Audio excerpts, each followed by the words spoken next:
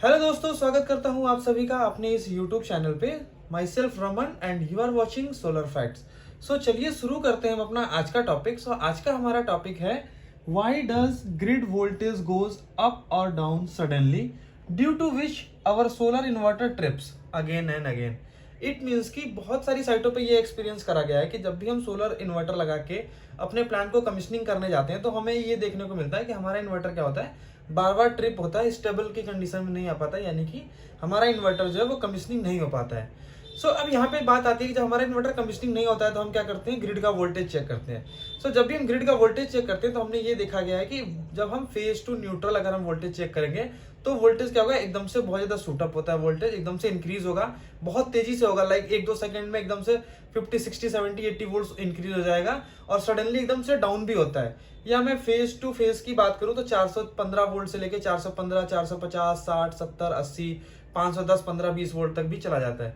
ऐसे केसेस में क्या होता है कि जो हमारा सोलर इन्वर्टर होता है उसको इनपुट जब हम इतना हायर वोल्टेज देंगे तो हमारा इन्वर्टर क्या करेगा, उसको इनपुट रेंज से बाहर हो जाएगा। मेरा इन्वर्टर क्या कर जाएगा, ट्रिप कर जाएगा। ऐसे केसेस को कैसे पहचानेंगे और ऐसे केसेस को कैसे रिजॉल्व करेंगे, वही हमारा आज का अपना टॉपिक है। टॉपिक को शुरू करने से पहले एक एसएलडी देख लेते हैं। बेसिकली देखिए होता क्या है कि हमारा जो भी डिस्ट्रीब्यूशन सिस्टम है, लाइक इलेक्ट्रिसिटी जहाँ पे जनरेट होता है वहां से क्या होता है, हमारे घरों तक इलेक्ट्रिसिटी को पहुंचाया जाता है। अब जहाँ पे जनरेटिंग स्टेशन होता है वहां से हम क्या करते हैं, स्टेप अप करते हैं वोल्टेज को और ट्रांसमिट करके अपने घर के नियर बाई जो ट्रांसफार्मर होता है वहां तक लेके आते हैं। ट्रांसफार्मर्स की अगर मैं बात करूँ तो ट्रांसफार्मर में एक होता है प्राइमरी साइड और एक होता है सेकेंडरी साइड। अब हमारे घर में जो सप्लाई आ रही होती है वो होती है हमारे सेकेंडरी साइड का जो ट्रांसफार्मर होता है, वहां से हमारा जो सप्लाई होता है वो कनेक्टेड होता है। तो जो प्राइमरी साइड होता है वो डेल्टा कनेक्टेड होता है। डेल्टा कनेक्टेड में हम क्या करते हैं, ट्रांसमिट करते हैं और हमारे को जब हम कनेक्ट करके जब हम अपने घरों को लोड दे रहे होते हैं तो वहां पे हम क्या कर देते हैं, स्टार कनेक्टेड कर देते हैं। अगर ये वाला पोर्शन अगर आप देख रहे होंगे, ये वाला पोर्शन अगर आप देख रहे होंगे तो this is our star connected system. तो ये हमारे ट्रांसफार्मर का सेकेंडरी पार्ट है और ये हमारा स्टार कनेक्टेड है। स्टार कनेक्टेड में क्या होता है, देखिए 3 फेज तो होते ही होते हैं और उनका जो कॉमन पॉइंट होता है उसको हम क्या कर देते हैं, ग्राउंड कर देते हैं बेसिकली। अगर आप ये वाला पॉइंट देख रहे हो तो ये क्या हो रखा है, यहाँ पे ग्राउंड हो रखा है और यहाँ पे 3 फेजेस आपको देखने को मिल रहे होंगे। एक आर फेज मिल रहा है, एक वाई फेज मिल रहा है देखने को और एक बी फेज मिल रहा है। अब देखिए यहाँ पे जो सिस्टम बनाया हुआ, ये मैंने क्या बनाया कि हमारे ट्रांसफार्मर से आर वाई बी की जो सप्लाई निकली है वो किसी घर में जा रही है। ये मान लेता हूँ हाउस नंबर 1 है, हाउस नंबर 2, हाउस नंबर 3। इन तीनों घरों में क्या है कि डिफरेंट डिफरेंट लोड यहाँ पे चल रहा है और वेरी कॉमन है। मतलब इसको घर समझ लीजिए कि इंडस्ट्री समझ लीजिए। अब देखिए इंडस्ट्रीज में होता क्या है कि इंडस्ट्री में डिफरेंट टाइप की मशीन्स होती हैं, सिंगल फेज मशीन्स भी होती है, 3 फेज मशीन्स भी होती है, इंडक्टिव लोड्स भी चल रहे होते हैं, रजिस्टिव लोड भी चल रहे होते हैं। प्रॉब्लम क्या आता है कि हर एक फेज में आपको करंट को बैलेंस करना बहुत बहुत चैलेंजिंग होता है। लाइक कि ऐसा नहीं हो सकता है कि अगर आर फेज पे मेरी 10 मशीन कनेक्टेड है, बी पे भी मैंने मान लीजिए 10 मशीन कनेक्ट किया है, बाई पे भी 10 मशीन कनेक्ट किया हुआ है, तो ये नहीं है कि हर टाइम पे सबकी सब मशीनें चल रही होंगी हर एक फेज पे। लाइक कभी इस पे 10 मशीन चल रही होगी तो इस पे 2 चल रही होगी, इस पे 5 चल रही होगी। इसको बैलेंस करना इटसेल्फ एक बहुत टीडियस जॉब है जो कि नहीं हो पाता, प्रैक्टिकली संभव नहीं है। कई बार ऐसा भी होता है, देखिए इंडस्ट्रीज में क्या होता है कि सिंगल फेज मशीन है, अब एक फेज पे 3 फेज सप्लाई का जो डिवाइस लगा हुआ है जिसको 3 फेज चलाया जाएगा वो भी कनेक्टेड है और उसी फेज पे सिंगल फेज भी कनेक्टेड है। वहां पे क्या होगा कि दोनों में अनबैलेंसिंग देखने को मिलेगा। होता क्या है कि जो अनबैलेंसिंग आता है ना सिस्टम के अंदर, उसको हम कंट्रोल नहीं कर सकते, पहली चीज ये आती है। अब यहाँ पे देखिए न्यूट्रल का एक बहुत बड़ा रोल होता है हमारे सिस्टम के अंदर। जो ये वोल्टेज अप एंड डाउन हो रहा है इसका पूरा जो अगर हम मैकेनिज्म को समझेंगे तो कहीं ना कहीं वो न्यूट्रल के चारों तरफ घूम रहा होगा। न्यूट्रल का क्या रोल है, देखिए न्यूट्रल हमारा क्या करता है, एक रिटर्न पाथ प्रोवाइड करता है सर्किट के अंदर। सबको पता है कि फेज से फ्लो होके न्यूट्रल से करंट क्या करता है, रिटर्न करता है। अब यहाँ पे एक चीज समझने वाली ये है कि न्यूट्रल को क्या कर दिया हमने, ग्राउंड कर दिया है। अब न्यूट्रल में से करंट कौन सा फ्लो करेगा, जो अगर अनबैलेंसिंग का कोई कंडीशन होता है, अनबैलेंसिंग की कंडीशन में जो एक्स्ट्रा करंट होगा वही फ्लो करेगा। क्योंकि यहाँ पे अगर इस नोड पे अगर हम देखते हैं तो इस नोड पे आपको क्या दिख रहा है, यहाँ पे 3 करंट दिख रहे होंगे। यहाँ पे इधर से आर का भी है, वाई का भी है और बी का भी है। और यहाँ पे जब मैं करंट का समेशन करता हूँ 0 आता है तो मेरा न्यूट्रल हो या ना हो कोई इशू नहीं है। बट अगर अनबैलेंसिंग की कंडीशन आती है तो यहाँ पे क्या होगा, 0 नहीं होगा, यहाँ पे क्या होगा, कुछ भी एक वैल्यू आएगी। वो करंट की वैल्यू क्या करेगी, न्यूट्रल से फ्लो करेगी। अब वो न्यूट्रल से फ्लो करके क्या होगा, ट्रांसफार्मर तक जाएगी, क्योंकि ये ट्रांसफार्मर और मेरे घर का न्यूट्रल आपस में कनेक्टेड है। ये फिर जाके एक्स्ट्रा करंट जो है वो ग्राउंड हो जाएगा। ग्राउंड का वोल्टेज जो है, पोटेंशियल जो होता है वो 0 होता है और करंट क्या करेगा, हायर पोटेंशियल से लोअर पोटेंशियल की तरफ फ्लो कर देगा। इस तरीके से जो करंट होगा बिकॉज ऑफ दिस अनबैलेंसिंग वो क्या करेगा, इससे ग्राउंड हो जाएगा न्यूट्रल के थ्रू। अब यहाँ पे देखिए बात ये आती है कि पहले तो ये समझ लेते हैं कि न्यूट्रल से करंट कितना फ्लो करेगा उसको कैसे कैलकुलेट कर सकते हैं। सो एक फार्मूला होता है I N is equal to, like कि न्यूट्रल में करंट कितना फ्लो करेगा उसका फार्मूला होता है A square plus B square plus C square minus A B minus B C minus C A. So अगर हम इसकी कैलकुलेशन करते हैं, ए की वैल्यू कितनी है 10, 10 का square is equal to 100 plus B का square is equal to, again मैंने यहाँ पे 3 लिया हुआ है तो 3 3 का 9 प्लस 2 2 जा 4 माइनस 30 माइनस 6 माइनस 20। जब इस इक्वेशन को आप सॉल्व करेंगे तो यहाँ पे आ जाएगा 7.54 एम्पियर, यानी कि आपका जो करंट फ्लो होने वाला है न्यूट्रल से बिकॉज ऑफ दिस अनबैलेंसिंग वो कितना होगा 7.54 एम्पियर। सो ये करंट क्या करेगा न्यूट्रल से फ्लो करेगा। यहाँ से क्वेश्चन और बन के आता है इंटरव्यू का कि ट्रांसफार्मर का जो न्यूट्रल होता है उसको हम ग्राउंड क्यों करते हैं। ग्राउंड इसलिए करते हैं कि अनबैलेंसिंग की कंडीशन में जो भी हमारा करंट होगा वो क्या करेगा न्यूट्रल से फ्लो होकर ग्राउंड में चला जाएगा। अब देखिए यहाँ पे होगा क्या कि अगर ये न्यूट्रल ब्रेक हो जाता है, मान लीजिए न्यूट्रल टूट गया, तो अब क्या होगा ये जो करंट है 7.54 एम्पियर ये क्या करेगा, अब तो ग्राउंड हो ही नहीं सकता ना क्योंकि आपका न्यूट्रल जो है वो ब्रेक हो गया। तो अब क्या करेगा ये आर से निकल के वाई की तरफ इस तरीके से फ्लो करेगा, कुछ करंट इधर से वाई से बी की तरफ भी जाएगा और कुछ यहाँ से इस तरीके से जाएगा। सो होगा क्या कि जो करंट है, जो अनबैलेंसिंग की वजह से जो करंट है वो अगेन सर्किट में फ्लो करने लगेगा और आर फेज से वाई फेज के इक्विपमेंट में जाएगा, वाई से बी के इक्विपमेंट में जाएगा, यानी कि एक हैवी अमाउंट ऑफ करंट क्या होगा हमारे सर्किट में फ्लो करने लगेगा। सो ये प्रॉब्लम आती है हमारा जब न्यूट्रल हमारा ब्रेक हो जाता है बेसिकली। तो क्या होगा करंट बढ़ेगा और करंट के बढ़ने से क्या होगा कि हमें एक चेंज इन वोल्टेज देखने को मिलेगा अक्रॉस आर वाई बी, तीनों में हमको क्या देखने को मिलेगा एक डिफरेंट वोल्टेज देखने को मिलेगा। अभी के लिए आप ये समझिए जैसे ही न्यूट्रल ब्रेक हो गया तो जो अनबैलेंसिंग की वजह से जो करंट न्यूट्रल से फ्लो करने वाला था, न्यूट्रल ब्रेक होने की वजह से अब क्या करेगा ये एक फेज से निकल के दूसरे फेज में फ्लो करने लगेगा, जिससे क्या होगा वोल्टेज में एक इंक्रीज देखने को मिलेगा। अब इसको ये समझेंगे कि वोल्टेज में कैसे इंक्रीज देखने को मिलता है, इसको हम सेकंड फेज में समझते हैं। अभी ये समझते हैं देखिए कि जब मेरा ये न्यूट्रल कनेक्टेड था तो मेरा कुछ वेवफॉर्म इस तरीके से बनेगा। अब इस वेवफॉर्म को अगर आप समझोगे तो यहाँ पे मैंने 3 फेजेस बनाए हुए हैं आर वाई और B. R Y B phases बनाए हुए हैं, हर एक फेज जो है एक दूसरे से 120 डिग्री पे क्या कर रहा है रन कर रहा है, 120 डिग्री पे चल रहा है। अब अगर आप यहाँ पे किसी भी एक पर्टिकुलर पॉइंट को पकड़ लेते हैं, मैं चलिए इस वाले पॉइंट की बात करता हूँ, यहाँ पे बात कर लेता हूँ। सो अब यहाँ पे अगर आप देखोगे तो फेज नंबर 1 का वोल्टेज कितना है 1 वोल्ट। उसी टाइम पे क्या होगा फेज नंबर 2 जो रेड वाला दिखा रखा है उसका वोल्टेज कितना है -0.5। उसके बाद फेज नंबर 3 का वोल्टेज अगेन -0.5। तो 1 - 1 इज इक्वल टू 0, यानी कि जब भी बैलेंस कंडीशन आएगी, बैलेंस कंडीशन में जो वोल्टेज होगा उसकी वैल्यू क्या होगी हमेशा 0 होगी। अगर यही अनबैलेंसिंग की कंडीशन आ जाती है तो अनबैलेंसिंग की कंडीशन में क्या होगा कि वोल्टेज क्या होगा एकदम से किसी का शूट अप होगा, किसी का डाउन जाएगा, किसी का वोल्टेज इस तरीके से जाएगा। तो वोल्टेज जब ऊपर नीचे होगा तो होगा क्या कि यहाँ पे एक वोल्टेज देखने को मिलेगा। ये वोल्टेज या तो इंक्रीज वोल्टेज हो सकता है, लाइक कि बढ़ा हुआ वोल्टेज हो सकता है, या ये सेम वोल्टेज हो सकता है डिक्रीज वोल्टेज हो सकता है। लाइक कि अगर मैं फेज टू फेज चेक कर रहा हूँ तो ये 400 वोल्ट की जगह पे ये भी हो सकता है कि 415 वोल्ट दिखाए, या ये 450 वोल्ट दिखाए, ये भी हो सकता है, ये भी हो सकता है 380 वोल्ट दिखाए या 350 वोल्ट दिखाए, ये भी पॉसिबिलिटीज है।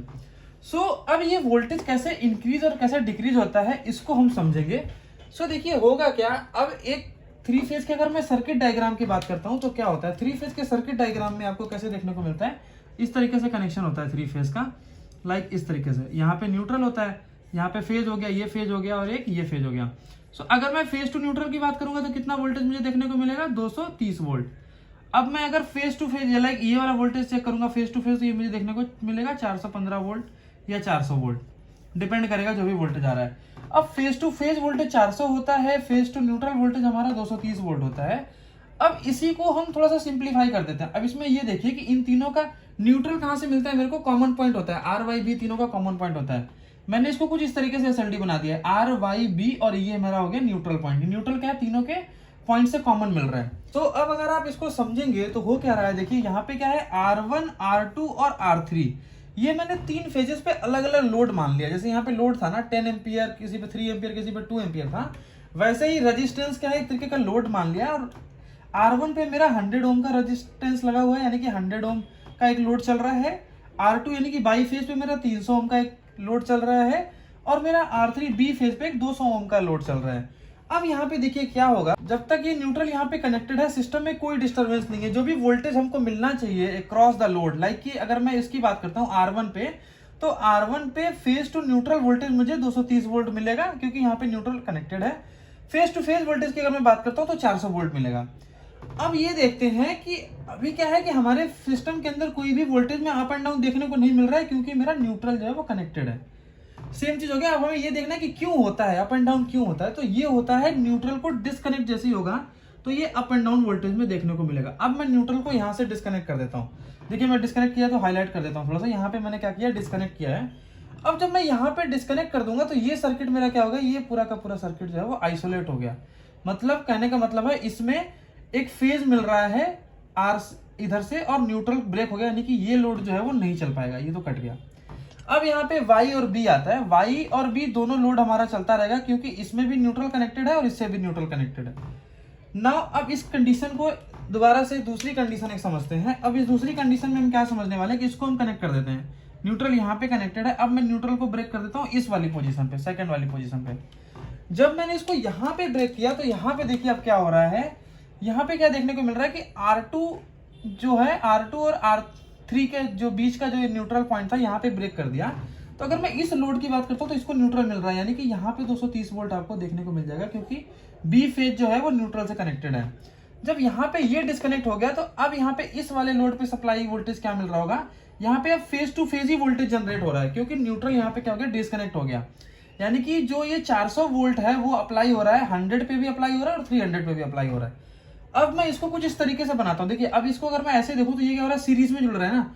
तो मैं क्या कर सकता हूँ, 100 ओम और 300 ओम, ये क्या हो गया, सीरीज में हो गया ना, लाइक इस तरीके से। इसको थोड़ा सिंप्लीफाई करके इधर लेके आ गया हम। इसको अगर आप इधर देखोगे तो मैंने क्या किया हुआ है, एक 100 ओम और एक 300 ओम के दो लोड को सीरीज में कनेक्ट कर दिया। ये भी आपस में सीरीज में कनेक्टेड है, न्यूट्रल है नहीं यहाँ पे, फेज से जा रही है और फेज पे रिटर्न हो रहा है। यानी कि ये वाला पॉइंट और ये वाले पॉइंट के बीच का वोल्टेज कितना हो गया, 400 वोल्ट यहाँ पे दिख गया, और दोनों लोड एक 100 हो गया, एक 300 हो गया। अब यहाँ पे हम ये देखेंगे कि जब मेरा न्यूट्रल ब्रेक हो जाता है तो वोल्टेज कैसे बढ़ता है, क्योंकि हमें यही देखना है कि हमारा अप एंड डाउन क्यों होता है। तो वो इसलिए होता है क्योंकि हमारा न्यूट्रल ब्रेक हो जाता है। अब न्यूट्रल ब्रेक हुआ, हम यहाँ पे क्या करेंगे, देखिए अब मुझे यहाँ पे इन दोनों लोड के अक्रॉस में वोल्टेज निकालना है। बेसिकली हमारा यही था ना कि हमारा लोड के अगेंस्ट वोल्टेज क्यों बढ़ जाता है। तो अब वोल्टेज क्यों बढ़ जाता है उसको निकालने का फॉर्मूला क्या है। सो फॉर्मूला में क्या है, सबसे पहले हम पूरा रेजिस्टेंस कैलकुलेट कर लेंगे अपने सर्किट के अंदर। तो RT is equal to total resistance R1 plus R2, R1 plus R2। तो RT की वैल्यू क्या आ जाएगी, 400 आ जाएगी। 100 प्लस 300 इज इक्वल टू 400। अब यहाँ पे मुझे रेजिस्टेंस की वैल्यू पता चल गई 400, मुझे वोल्टेज पता है, मुझे रेजिस्टेंस पता है, मुझे क्या निकालना है, करंट निकालना है। सो करंट क्या करेगा, इस तरीके से सर्किट के अंदर फ्लो करेगा। सो यहाँ पे क्या है कि टी टर्म हमने इसलिए इन्वॉल्व कर दिया क्योंकि यहाँ पे 2-3 कंपोनेंट है। सो हम यहाँ पे टोटल करके चलेंगे। सो VT is equal to total voltage जो भी हम इसमें अप्लाई कर रहे हैं, RT is equal to total resistance, IT is equal IT लिख सकते हैं, टोटल करंट क्या इसमें फ्लो करेगा। सो यहाँ से I की वैल्यू क्या आ जाएगी, VT अपॉन RT, यानी कि टोटल वोल्टेज को अगर मैं टोटल रेजिस्टेंस से डिवाइड कर दूंगा तो मुझे करंट की वैल्यू पता चल जाएगी। So 400 volt divided by 400 ohm is equal to 1 ampere. यहाँ पे क्या आ गया, 1 एम्पियर आ गया। अब मुझे वोल्टेज पता करना है इसके क्रॉस, मुझे इस सर्किट में करंट पता चल गया। अब सीरीज में क्या होता है, करंट जो होता है वो सेम होता है, वोल्टेज क्या होता है, ऐड ऑन हो जाता है, यानी कि वोल्टेज की वैल्यू डिफरेंस हो सकती है, करंट सेम रहेगा। अब मैं यहाँ पे V1 कैलकुलेट करूंगा। V is equal to I into R, V1 is equal to I1 into R1। So I की वैल्यू क्या निकल के आ गई, 1, जो कि दोनों के केस में सेम रहेगी क्योंकि करंट सेम होता है, इंटू R1 की वैल्यू 100। सो यहाँ पे वोल्टेज क्या निकल के आ गया, 100 वोल्ट। यानी कि इस 100 ओम का जो लोड है उसके क्रॉस वोल्टेज क्या देखने को मिलेगा, 100 वोल्ट देखने को मिलेगा। एंड सेम चीज V2 is equal to I2 into R2। So I2 की वैल्यू 1 क्योंकि करंट सेम है, R2 इज इक्वल टू 300 ओम। यहाँ पे जब हम अप्लाई कर देंगे तो ये क्या आ गया, 300 वोल्ट आ गया। यानी कि जो मेरा सेकेंड 300 ओम के अक्रॉस जो वोल्टेज दिखेगा वो दिखेगा मुझे 300 वोल्ट। सो देखिए मुझे लग रहा है कि यहाँ पे चीजें क्लियर हो रही हैं। वापिस आप समझिए इसको कि 400 वोल्ट था। अब जब मैंने इसको दो लोड यहाँ पे थे, अलग अलग लोड के क्रॉस क्या हो गया, वोल्टेज अलग अलग देखने को मिल रहा है। यहाँ पे क्या देखने को मिल रहा है, 100 ओम के क्रॉस 100 वोल्टेज देखने को मिल रहा है, 300 ओम के क्रॉस 300 वोल्ट देखने को मिल रहा है। यहाँ से ये प्रूव हो जाता है कि अगर किसी सर्किट के अंदर न्यूट्रल ब्रेक हो जाता है तो आप ये मान के चलिए कि आपके सर्किट में क्या होगा, वोल्टेज सडनली या तो बढ़ेगा या सडनली घटेगा। अब बढ़ेगा किसमें, जिस तरीके का लोड होगा उसके अकॉर्डिंग वोल्टेज बढ़ेगा। सेकंड टाइप का जो लोड होगा जिसका रेजिस्टेंस कम होगा उसमें आपको कम वोल्टेज देखने को मिलेगा। सो यहाँ से ये चीज हम बिल्कुल क्लियर कर पाए कि ऐसा कंडीशन क्यों आता है, why does grid voltage goes up and down. This happens because of this neutral problem. Like कि जब भी आपके सर्किट में न्यूट्रल ब्रेक हो जाएगा तो क्या होगा, आपको वोल्टेज किसी भी फेज में ज्यादा और किसी फेज में कम वोल्टेज एक्सपीरियंस होगा। सो जब भी आप कोई प्रोजेक्ट लगा रहे हो, सोलर इन्वर्टर को कमीशन कर रहे हो, तो आप ये देख के चलिए कि अगर आपके कमीशनिंग के टाइम पे phase two neutral voltage increase दिख रहा है या डिक्रीजेस दिख रहा है, या फेज टू फेज वोल्टेज बढ़ता हुआ है, काफी ज्यादा बढ़ रहा है, एकदम रैपिडली डाउन हो रहा है, तो आप ये पक्का मान के चलिए कि आपके ट्रांसफार्मर का जो न्यूट्रल है, आपके ट्रांसफार्मर का जो न्यूट्रल पॉइंट है वो कहीं ब्रेक हो गया है। न्यूट्रल को चेक करिए, न्यूट्रल की ग्राउंडिंग को चेक करवाइए, अथॉरिटी को बुलाइए, जो भी वहां पे डेस्कॉम है उसको बुलाइए, उनसे बोलिए कि आप अपने ट्रांसफार्मर का न्यूट्रल पॉइंट चेक करिए। 200% ये जो वोल्टेज इंक्रीज और डिक्रीज होता है उसका जो प्रॉब्लम आता है वो आता है because of this neutral floating का भी प्रॉब्लम इसको बोलते हैं। बेसिकली ये न्यूट्रल फ्लोटिंग की कंडीशन हो जाती है। सो यहाँ पे न्यूट्रल फ्लोट हो जाता है, न्यूट्रल फ्लोटिंग की वजह से भी आपके सर्किट में वोल्टेज जो है वो इंक्रीज हो जाता है, और एकदम से रैपिडली जब वोल्टेज इंक्रीज लगा रहेगा तो आपका कोई भी सोलर इन्वर्टर जो होगा वो कभी भी स्टेबल नहीं हो पाएगा। मैंने खुद अपने कुछ प्रोजेक्ट्स में ये प्रॉब्लम को फेस किया हुआ है, और मैंने जब भी न्यूट्रल का वहां पे जो ट्रांसफार्मर था, नियरेस्ट ट्रांसफार्मर था, उसका जब मैंने ये ग्राउंडिंग वाला पॉइंट जब सही कराया, न्यूट्रल को ग्राउंडिंग सही से चेक कराया, और कराने के बाद जब मैंने दोबारा इन्वर्टर चालू किया तो मेरा इन्वर्टर जो था वो प्रॉपर स्टेबल हो गया। सो बेसिकली होता क्या है, देखिए न्यूट्रल फ्लोटिंग काफी डेंजरस चीज भी है इंडस्ट्री के लिए, क्योंकि इंडस्ट्री में क्या होता है, जितने भी सेंसिटिव लोड होते हैं, लाइक आपका फैन हो गया, एसी हो गया, कूलर हो गया, या डेस्कटॉप हो गया, या टीवी हो गया, या लैपटॉप हो गया, जितने भी इस तरीके के लोड्स होते हैं, इनका क्या होता है, एक सेट वोल्टेज होता है। लाइक अगर सिंगल फेज का है तो 230 टू 240 होगा, या मैक्सिमम 250 वोल्ट्स होगा। सो इसके ऊपर अगर वोल्टेज जैसे ही जाएगा तो ये क्या हो जाएगा, ये सब के सब आपके अप्लायंसेस जो है वो फूक जाएंगे, जल जाएंगे। सो आपको ये चीज बहुत ज्यादा अच्छे से देख के चलनी है कि कभी भी आपके सिस्टम में अगर एकदम से वोल्टेज बहुत ज्यादा अप एंड डाउन हो रहा है तो सारे इक्विपमेंट्स को बंद कर दीजिए, ट्रांसफार्मर का न्यूट्रल पॉइंट चेक करवाइए, उसको सही करिए, देन फिर आप इसको ऑपरेट करिए। अच्छा, इसमें एक चीज और भी है जो मैं डिस्कस करना चाहूंगा कि कई बार इंडस्ट्रीज में क्या होता है कि इंडस्ट्री के बिहेवियर पे भी डिपेंड करती है। जैसे एक प्रोजेक्ट मैंने लगाया था, उसमें क्या था कि वहां पे बिल्डिंग मशीन चल रही थी, पंचिंग मशीन, ड्रिलिंग, सारी इंडक्टिव मशीन, हैवी मशीन, जिनको इंडस्ट्री का सबसे रिजिड लोड या सबसे वर्स्ट लोड कहा जाता है, जिसको सबसे पुअर माना जाता है, कि मतलब ये ऐसे लोड्स होते हैं कि जो आजू बाजू में लगी हुई सारी इंडस्ट्रीज के पावर फैक्टर खराब कर देते हैं, पूरी पावर क्वालिटी को खराब कर देते हैं। तो ऐसी इंडस्ट्रीज में ये चीज बहुत ज्यादा देखने को मिलेगी, क्योंकि वोल्टेज फ्लक्चुएशन भी देखने को मिलेगा, लोड भी बहुत तेजी से बदलता है। किसी ने 2 सेकंड के लिए वेल्डिंग मशीन चलाया, उसने बंद किया, किसी ने 5 सेकंड के लिए पंचिंग मशीन चलाया, लोड एकदम से बहुत ज्यादा चेंज हो रहा है, बहुत ज्यादा अनबैलेंसिंग देखने को मिल रहा है। तो वैसे केसेस में क्या होना चाहिए, न्यूट्रल आपका बिल्कुल प्रॉपरली ग्राउंड होना चाहिए, तब जाके आपको इस न्यूट्रल फ्लोटिंग की कंडीशन नहीं दिखेगी। आपका वोल्टेज कभी भी सिस्टम में सडनली अप एंड डाउन नहीं होगा, और आपका जो सोलर इन्वर्टर जो भी आप लगा रहे हैं वहां पे वो स्टेबल हो पाएगा अच्छी तरीके से, क्योंकि तभी आपका वोल्टेज रेंज में आएगा, और इन्वर्टर आपका उस रेंज में जो भी वोल्टेज उसको चाहिए उसको जब अचीव होगा तो वो इन्वर्टर क्या करेगा, चलेगा।